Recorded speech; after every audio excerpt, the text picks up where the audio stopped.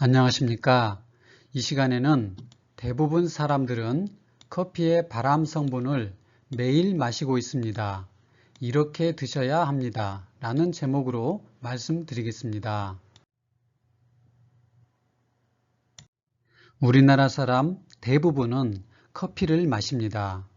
얼마나 많이 마시는지 통계 한 가지만 보고 본론을 말씀드리겠습니다. 20세 이상 성인 1인당 연간 커피 소비량입니다. 한국인이고요. 2016년에 413잔을 1년 동안 마셨습니다. 하루에 한 잔 이상 마신 셈입니다. 그리고 국가별 커피 전문점 시장 규모입니다. 2018년 기준입니다. 1위는 미국으로 31조 원입니다. 2위는 중국으로 6조 8천억입니다. 3위가 한국입니다. 전 세계에서 한국이 커피 시장 규모가 3위입니다. 5조 6천억. 한국보다 인구가 2배 이상 많은 일본이 4위입니다. 4조 8천억입니다. 이렇게나 한국인들은 커피 사랑이 극진합니다. 전 세계인의 입맛을 사로잡은 커피의 독특한 향과 맛은 과연 어떤 성분 때문일까요? 이제 간단히 커피 성분에 대해서 말씀드리겠습니다. 당분, 지방, 단백질이 건조 무게 비율로 이렇게 있습니다. 두 가지 알칼로이드가 있는데요. 그 유명한 카페인과 트리고넬린이 각각 1%의 무게를 차지합니다. 이 알칼로이드가 커피의 쓴맛과 향미, 그리고 건강에 유익한 항산화 작용을 합니다. 그리고 8%에 달하는 유기산이 있는데요. 대부분은 클로로겐산이 해당됩니다. 이 유기산이 산미, 설명을 하자면 향기로운 신맛 또는 기분 좋은 신맛 이런 의미가 되겠습니다. 이 산미를 유기산이 산미를 나타내고 또 건강에 유익한 항산화 작용을 합니다. 그리고 휘발성 분자가 약 800종류 이상 만들어지는데요. 휘발성 분자는 로스팅을 했을 때만 만들어집니다. 그냥 건조한 원두에서는 이걸 갈아서는 만들어지지 않습니다. 그리고 로스팅을 너무 과하게 했을 때 발생하는 발암물질이 있습니다. 커피 속 발암물질로 아크릴아미드가 있는데요. 동물에서 발암성이 증명되었고 사람에서는 아직 증명되지는 않았습니다. 그래서 발암 가능 물질, 이게 더 정확한 표현입니다. 생성되는 양은 로스팅하는 시간을 오래 할수록 높은 온도에서 로스팅 할수록 증가합니다. 말초신경병증은 사람에서 발생한다는 것이 증명되었는데요. 손발이 저리거나 감각이 이상하거나 땀 분비가 증가하거나 또는 근육의 힘이 너무 떨어져서 보행이 힘들거나 음식물 삼키는 게 어려워질 수 있습니다. 이 성분은 물에 잘 녹고 냄새도 없고 맛도 없습니다. 그래서 이 아크릴아마이드가 커피 속에 녹아 있어서 저희는 전혀 알지 못하고 마시게 되는 것입니다. 미국의 한 주에서 얼마 전에 스타벅스 뿐만 아니고 모든 커피 전문점에 커피가 암 발생 가능성이 있다는 경고문을 붙이도록 판결을 한 적이 있습니다. 그런데 아크릴아마이드는 로스팅을 강하게 했을 때 주로 생성되고 그리고 소량이 생성됩니다. 로스팅을 약하게 했을 때는 거의 생성되지 않습니다. 그래서 제 생각에는 너무 염려하지 않으셔도 된다고 생각합니다. 외국에서 엄청난 규모의 연구가 있었습니다. 약 40만 명을 13년 동안 추적 조사했고 총 사망률을 조사했습니다. 커피를 전혀 마시지 않는 사람을 기준점 1로 잡았고 커피를 한 잔, 두세 잔, 네다섯 잔, 여섯 잔 이렇게 마시는 사람의 13년간 사망률 통계를 본 것입니다. 붉은색 줄은 여자, 그리고 푸른색 줄은 남자인데요. 사망률을 보면 커피를 약 4잔, 5잔 마실 때 사망률이 가장 떨어졌습니다. 그리고 6잔 이상 마시면 약간 올라가긴 했습니다. 하지만 이 기준점, 전혀 마시지 않는 기준점에 비해서는 사망률이 꽤나 많이 떨어져 있습니다. 남자도 비슷한데요. 약 4, 5잔일 때 사망률이 가장 떨어졌습니다.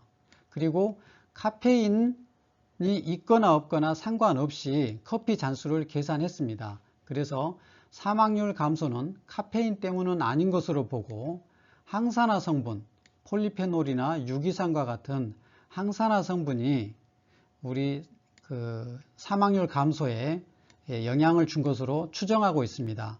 저는 이것만 봐서 커피를 4, 5잔 마시는 것이 오래 사는데 더 유익할 것이다 라고 생각하는 것은 저는 경계해야 된다고 생각합니다. 커피의 카페인 성인 기준 하루 허용 범위가 400mg입니다. 그런데 커피 2잔 정도 마시면 거의 근접합니다. 그리고 13년간이 긴 시간이긴 하지만 우리는 그보다 훨씬 더 긴 기간 동안 수십 년 이상을 커피를 마시게 되고 그 13년 이후에 사망률에 대한 조사가 없습니다. 그래서 이 연구만 보고 4, 5잔을 마시는 것은 저는 바람직하지 않다고 생각합니다. 저는 많이 마셔도 하루 2, 3잔 이내에서 커피를 마실 것을 추천합니다. 배전 강도는 약배전, 중배전, 강배전으로 크게 나눌 수 있습니다. 영어로는 로스팅이라고 하는데 같은 말입니다. 약배전으로 가면 이렇게 노란빛을 띠고 강배전으로 갈수록 검은빛을 띱니다.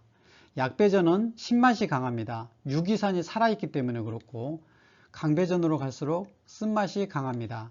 크랙은 1차, 2차 크랙이 있는데요. 커피가 이렇게 터져서 갈라지는 현상을 말합니다. 배전, 로스팅, 이 강도가 약하게 할수록 건강에 유익하고 강하게 할수록 건강에 유해합니다. 그래서 제가 선명한 사진을 준비했습니다.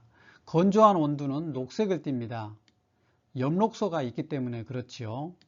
약배전한 원두는 이렇게 밝은 갈색 또는 노란빛을 띱니다.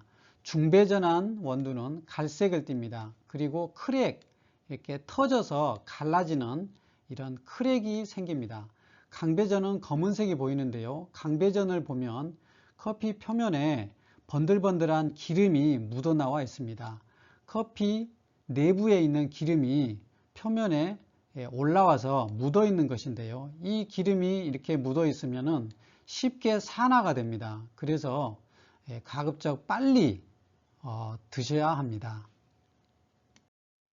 강배전 커피는 항산화 물질의 대부분이 소실됩니다. 클로로겐산 폴리페놀, 휘발성 분자, 우리에게 이 기분 좋은 향을 주는 휘발성 분자도 거의 소실됩니다. 그래서 산미, 향미가 사라져 버립니다. 그리고 발암물질이 대신 생성되는데요. 다이아세틸, 아크릴아마이드 같은 발암물질이 생성됩니다. 그리고 탄맛과 강한 쓴맛이 이 강배전한 커피의 주 맛이 됩니다. 또 약배전을 넘어서서 로스팅을 하게 되면 커피의 지방 성분이 원두 표면에 배어서 묻게 됩니다. 이렇게 번들번들하게 되는 것은 그 기름이 묻어 나와서 이렇게 표면에 묻어 있기 때문인데요. 그렇게 되면 산화가 잘 됩니다. 그래서 밀봉도 잘 해야 되고 가급적이면 단기간 빨리 먹는 게 좋겠습니다. 그리고 강배전을 하면 카페인도 많이 나옵니다. 카페인은 열에 강해서 잘 소실되지는 않지만 강배전 시에는 이 분자 구조가 잘 부서져서 카페인 추출이 잘 됩니다. 그래서 강배전 커피는 카페인도 많이 나옵니다. 약배전을 보면 항산화 물질, 유기산 폴리페놀과 향미 성분이 최대로 추출됩니다. 산미와 향비가 가장 풍부합니다. 발암물질은 거의 생성이 되지 않습니다. 카페인도 강배전에 비해서는 적게 나옵니다. 이렇게 약배전 커피를 보면 건강에 이롭다는 그런 느낌이 들지 않으신가요? 저는 단점은 없고 오직 장점만 가득히 있는 약배전 커피를 드시는 것을 강력하게 독자 여러분에게 추천드립니다. 제가 마시는 약배전 커피 사진이고요. 이거는 선물 받았는데 중배전 커피에 해당됩니다. 이것도 약배전 커피입니다. 제가 이것과 이것을 커피를 내리는 사진을 제가 찍었습니다. 이것이 약배전, 중배전 분말입니다. 약배전, 중배전 이제 추출하고 있는 사진인데요. 색이 밝은 갈색, 약간 어두운 갈색, 흑갈색 이런 색 차이가 확실히 보입니다. 약배전, 중배전 드립 후 사진입니다. 컵이 투명한 유리컵이 아니라서 이건 구분이 잘 안 되는데요. 커피 콩 색깔과 비슷하게 밝은 갈색, 어두운 갈색이 됩니다. 그리고 콩을 꺼내고 난 봉지는 공기를 쭉 빼서 밀봉을 해야 됩니다. 커피 콩이 산화가 되기 때문에 그렇습니다. 그리고 그럼에도 불구하고 산패가 되기 때문에 가급적 1, 2주 이내에 드시는 것을 추천합니다. 결론입니다. 항산화 작용하는 유기산, 폴리페놀, 알칼로이드와 800종류나 되는 휘발성 분자들은 약배전일 때 최대로 추출되고 강배전으로 갈수록 소실됩니다. 강배전일수록 강한 쓴맛과 탄맛이 납니다. 향미와 산미는 사라집니다. 강배전일수록 발암물질 생성은 증가합니다. 그래서 약배전 핸드드립 커피가 정답이라고 저는 생각합니다.